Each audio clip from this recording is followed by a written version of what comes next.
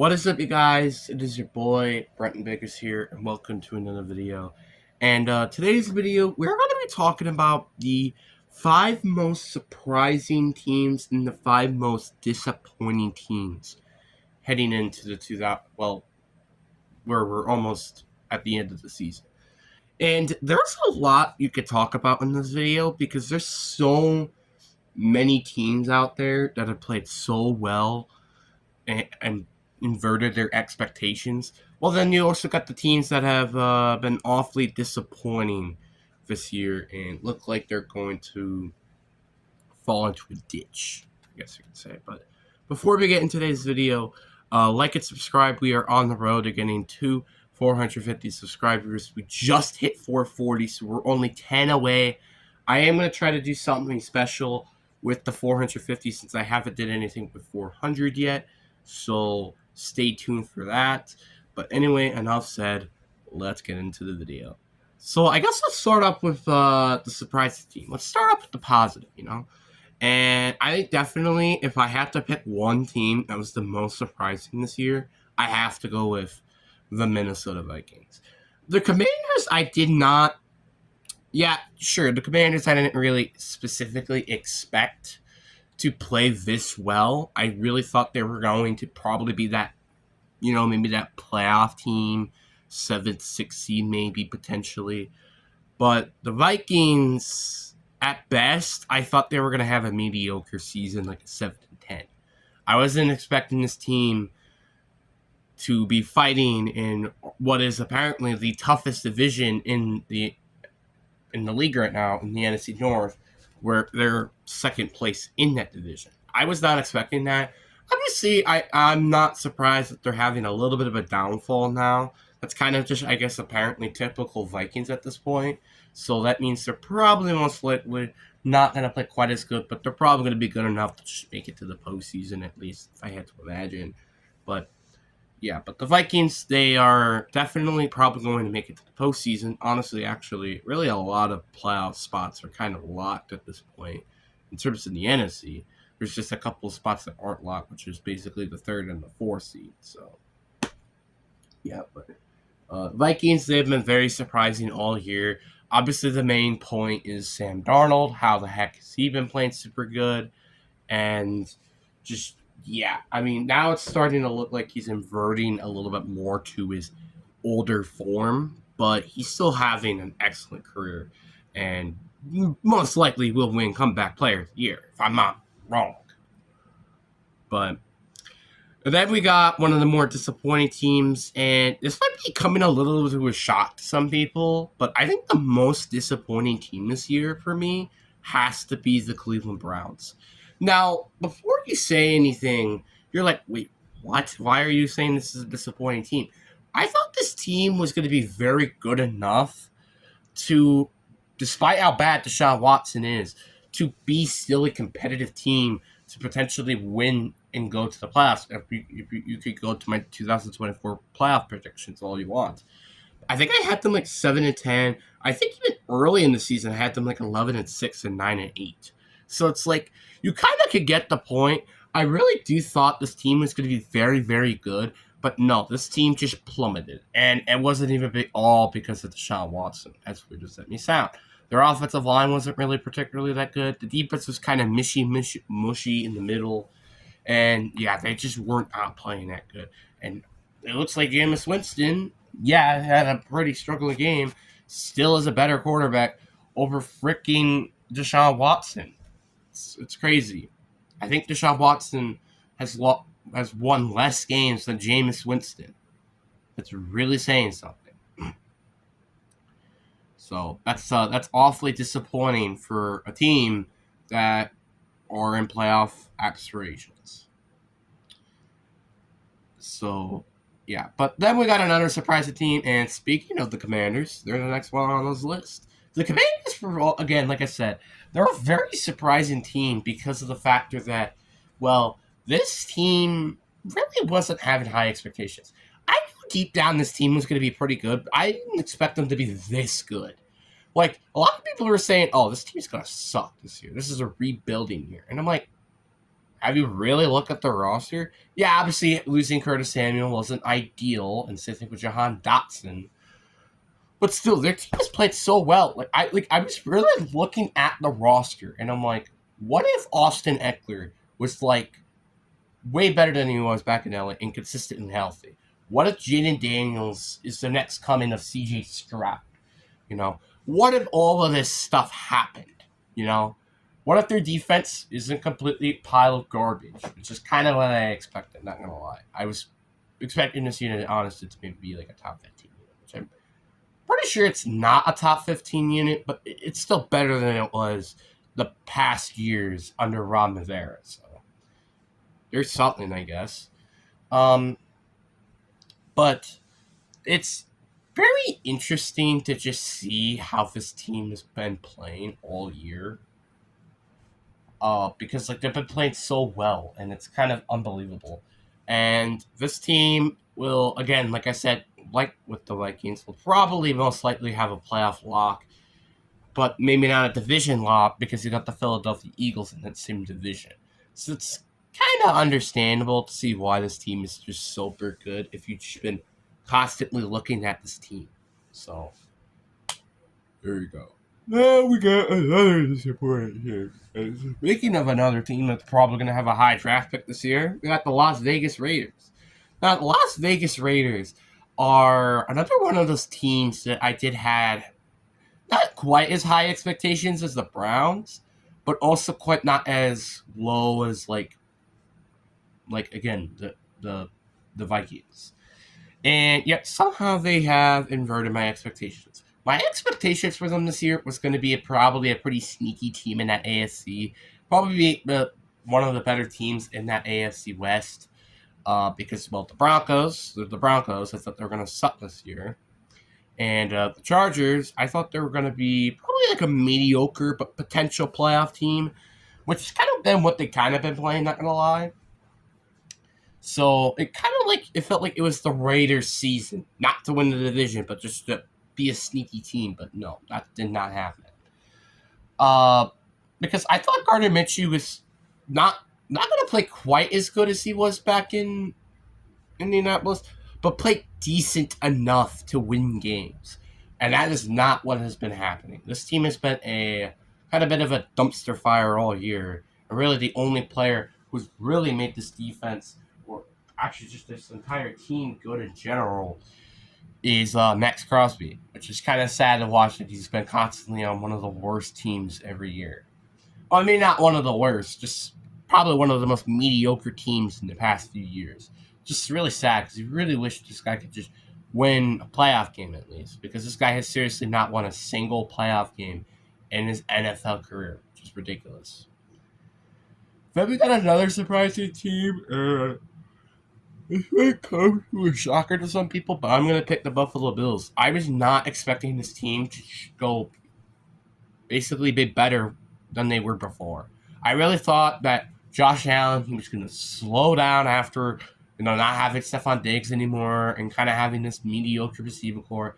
I did expect Khalil Shanahan to have a decent season and probably be one of the better receivers on their team. And surprisingly, he's one of those receivers. So it's not a shocker to me that he was ending up probably being one of the higher receivers out of this entire team. What did surprise me is how good this team really would end up playing. Their defense was doing extremely well. You also then have an offense that's been doing really well. I'm relying on James Cook, which is definitely a good point. And also Ray Davis has also every now and then made some good plays. So it's like this team has something really, really special. And again, what if this is their year? I mean, I don't want to overhype the Bills fans, but like seriously, guys, you really have something special building right now. Keep it up, man. Then we got another disappointing team, and let's definitely go to the AFC South for this one with the Jacksonville Jaguars. I don't know how in the fluff did this team end up panning out significantly worse than what they did last year. This it boggles my mind how talented this team is, and speaking of another disappointment team, uh, and yet they still aren't that good. Like you got Trevor Lawrence, you got Travis Etienne, you have You got Gabe Davis, Brian Thompson Jr., who's been playing excellent as a rookie, by the way. Christian Kirk, who unfortunately has been missing a lot of years or a lot of things due to injury. Evan Ingram, Josh Allen, Trayvon Walker, Tyson Campbell, Andre Cisco. You have so much talent, but yet you're still not playing that good. How is this even possible? I mean, to be fair, there have been a lot of injuries on this roster, but god dang, they should not be this bad. I'm really hoping that they either fix the O-line, obviously maybe fixing the coaching could be part of the issue, but you never really know, or fix the defense or something. They really need to make a big moves in the offseason because Trevor Lawrence, his big contract is about to come in, so they really need to start going all in for Trevor Lawrence. Because not to lie, looking even last year, they weren't really specifically going all in. You know what I'm saying? So it's really just boggling my mind how bad this team is, despite so much talent all over the team. Then we got another surprising team on this list, and probably already know who it is because I already mentioned them in this video. The Denver Broncos. The Denver Broncos is I don't even know how this happened. I wasn't expecting Bo Nix to be as bad as a lot of people thought he was going to be, but I wasn't expecting him to be in the Rookie of the Year race. I thought it was going to be either Caleb Williams or Jalen Daniels. But no, surprisingly, he's also in the race as well. It's just like so unbelievably just insane that like he's been playing so well this year. It's crazy. This team is almost actually is in a playoff race, and if the Chiefs lose a couple of games, they're going to be winning their division very quickly here. And that's kind of crazy to think about because this is the Broncos. I mean, to be fair, they have had some moments where they look like the Broncos I did expect them to be. Like, for example, 10-41 against the Baltimore Ravens, but this team has played some very close games against very good opponents, like the Kansas City Chiefs, where they honestly should have won that game, to be quite honest. But, yeah, you kind of get the point. This team has been playing very unbelievable this year, and they're going to get rewarded with a playoff spot. Yeah, are they going to probably win? Probably not. But at least they have something to build on heading into 2025, where they could potentially maybe make a bit more of a jump, kind of like Houston Texans did. And speaking of the Houston Texans, they're not next on the list. I'm sorry for the disappointments. We're going with the New York Jets because I kind of already mentioned them already. I mean, it's kind of the same thing with the Jacksonville Jaguars. How the heck do you have all this talent? Honestly, not gonna lie, they probably have probably a top 10 talented team, and yet they're still one of the worst teams this year. How does that happen? I don't understand. Let's start off with, for starters, Aaron Rodgers has just not played the same, and this is kind of what I did expect, but I didn't expect him to just be tanking this hard. And it's just like unbelievable. And their O-line is bad despite with all the additions that they did in the offseason. Like adding Tyron Smith, traded Morgan Morgus, drafted Ofalin Fushanu, the best tackle in the class. And also they still have players like Elijah Vera Tucker. Like, it's just like, how does this team play this bad? I didn't even look on their defense. Their defense doesn't even play the same. Like, you got players like Jermaine Johnson II. You got Will McDonald. You got Quentin Williams. You got Quincy Williams. You got C.J. Mosley. You got D.J. Reed Jr., who's very underrated by the way. Sauce Gardner, who's not been playing that well, so go figure. Troy Adams. It's just like, how do you have all this talent and yet you're still losing? It's just like, how is this even possible? It makes no freaking sense. Honestly, I'm not going to lie with you. I think they had them as like AFC divisional round or AFC championships. I'm not kidding. And yet this team has been playing this bad. It's actually unbelievable. And even with Devontae Adams, they haven't been playing that well. To be fair, probably part of this is due to coaching, which obviously Nathaniel Hackett should not be there anymore, let's face it. And Robert Saleh, in my opinion, it wasn't his fault with how atrocity this team has played. Like, yeah, to be fair, their defense maybe wasn't playing quite as good as they usually will, but their offense, that was kind of entirely on Nathaniel Hackett. And I feel like a lot of people really need to realize that. It's like, you really need to pay attention to some of these things because some of the things are just not in their control. And that's kind of the same thing with Dan Quinn, kind of. Dan Quinn was playing very good as a defensive coach, but in terms of trying to figure out the offense, he just did not do that well in Atlanta, except that one year. But then also the 28-3 happened. So, yeah. But it's just like, all of this stuff happened, and it's kind of crazy. So it's just like, I don't know how this team is playing this bad. It's so unbelievable to me. I've got one of the last surprises, and I think I got to throw in the Arizona Cardinals. The Arizona Cardinals have been remarkable. I mean, yeah, is it due to some of the injuries and disappointments in the NFC West? Yeah, sure, but still, this team has played very well. Like, again, they went very close against the Buffalo Bills, which, to be fair, I didn't expect the Buffalo Bills to be this good, but still, they almost beat the Bills. And by the way, heading into halftime, they were beating the Bills. Like, that's kind of how good this team really is. This is a very, very good team that a lot of people really should not be sleeping on. Yeah, sure, their defense is a little bit of a mushy middle group, but their offense is really something really, really special. Their offensive line is playing really good now. They got really good receivers with Marvin Harrison Jr. and Trey McBride, and also James Conner, technically, who's also a good running back as is. And then you got Kyler Murray, who's playing some of his best football in his career. So it's like very unbelievable. And something interesting I kind of just thought of now is that Trey McBride is probably the best tight end that Kyler Murray has ever had. Because think about it. Really, I don't even know who their tight end was before they got Zach Ertz. And even then, Zach Ertz has kind of been inconsistent healthy and also inconsistent on the field as well. So it's just like, this is one of the best tight ends he's ever had. And Marvin Harrison, sure, he's not the best receiver he's ever had, but there's definitely better receivers or worse of receivers that he's had to work with. Like, again, Michael Wilson, which I don't know how he's playing this good, obviously. Really, I don't know.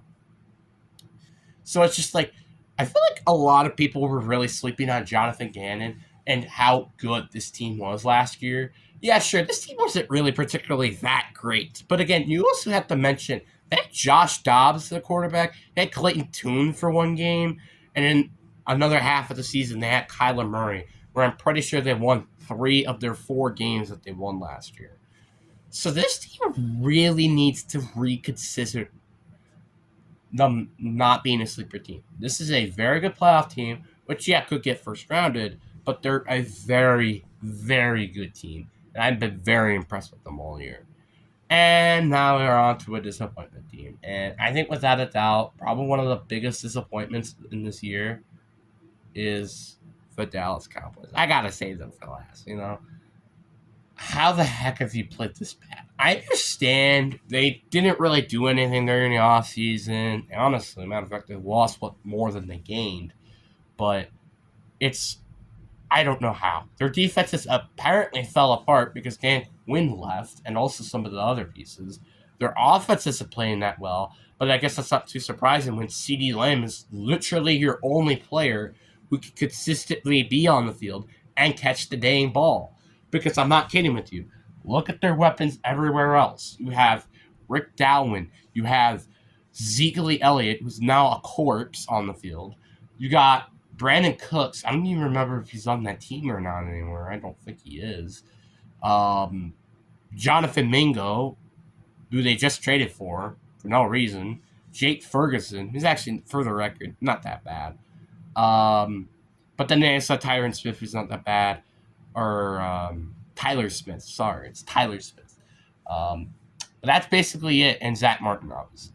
This is just so unbelievable how bad this team is.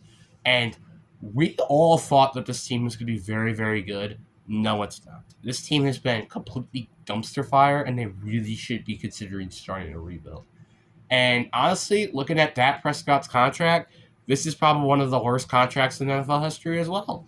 Not because, Dak Prescott's bad or anything. It's not like Deshaun Watson, who's completely awful. No, it's just because he's getting overpaid super much for basically a quarterback who does play very good in the regular season, but just never can win a playoff game.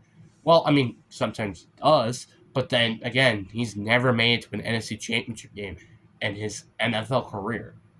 So you're paying him highest paid money, despite he's never made it to an NFC Championship game for 10. It's been almost 10 years since he's been drafted, I'm pretty sure. So I don't know how the heck is he getting paid this much money. It's kind of unbelievable. And he's also in his 30s, may I add you. So that also doesn't help. So it's just like, how the heck is this guy getting paid so much? It's kind of ridiculous. And yeah, this team really needs to start a rebuild. Honestly, starting off probably with selling all your players, except obviously CD Lamb, Michael Parsons, and Dak Prescott. But Dak Prescott's contract is doable to get off of. Then you get off of Dak Prescott's contract. And obviously trade Zach Martin and stuff. And, build their team with younger players and obviously let go of Dak. And then you draft your quarterback, and then this team could start to get going back again. Not just continue what they've been doing, which is just basically do nothing except in the draft, where they're kind of go all in. But yeah, this team has been very disappointing all year, and you can say all you want about how bad their offseason has been, but again, this team should have not been playing one of the worst teams in the league before Dak Prescott got hurt, where he's having season-ending knee surgery. And then even then, if I told you that Dak Prescott was going to be out of the year in Week 9 or Week 10, probably some people are going to be like, hey, Trey Lance is going to do really well. Or Cooper Rush is going to do really good. And he hasn't been doing that good at all. And that's kind of just due to, again, Mike McCarthy is not good as a head coach. He should get fired also during the offseason, which hopefully he does. So it's just like all of this stuff that this team has done is all on the organization and what they've been doing. And it's ridiculous to look at. It's ridiculous. I'm not going to kid with you. It's ridiculous. But anyways, I really do hope you guys enjoyed this video. Peace.